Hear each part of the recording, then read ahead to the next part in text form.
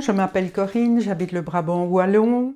Malheureusement, j'ai été victime d'une arnaque sur un site de crypto-monnaie et j'ai perdu la somme de 8 600 €. En fait, j'ai reçu un coup de téléphone de cette société me proposant d'investir dans le Bitcoin. Ça s'est passé juste à l'époque où le Bitcoin avait fait une grande hausse. Et puis là, on a assisté à une chute de cette crypto-monnaie. La personne me présentant sa façon de travailler, et j'ai commencé par une mise de départ de 700 €. La personne me dit ça c'est un peu pour commencer à investir. À partir d'un montant de plus ou moins 3 500 d'apport, là, cette personne a fait du trading et la première opération qui a été faite, mon capital de 3 500 est passé à plus ou moins 7 000. Pour moi, c'était bingo, quoi. Je vais continuer à faire ces petites opérations via l'entremise de cette personne. Et progressivement, mon capital a augmenté. À un moment, un de mes fils m'a dit « Mais maman, écoute, c'est un peu illusoire, fais attention, fais un retrait. » Début février, j'ai demandé un retrait de 2 000 €. J'ai reçu l'argent dans les 24 heures ou les 48 heures. Donc là, je me dis, c'est correct, je continue. J'ai continué jusque fin février, où là, j'ai demandé un montant plus important, de 9 000 €. Et là, les ennuis ont commencé. D'abord, cette somme ne m'a pas été reversée.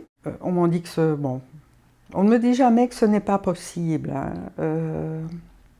Et les contacts qui étaient chaleureux au départ, donc il y a aussi une mise en confiance de la part du trader, ou très sympathique, on téléphone, tout va bien. Au fur et à mesure de la relation, cette relation se dégrade parce qu'on demande un retour de fonds.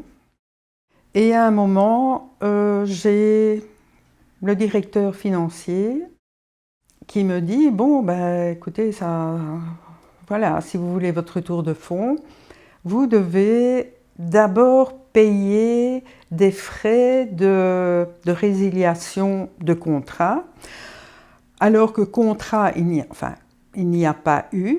Et au fur et à mesure, les conditions à chaque contact téléphonique, les conditions pour récupérer cet argent sont modifiées en fonction des deux personnes que j'ai au bout du fil.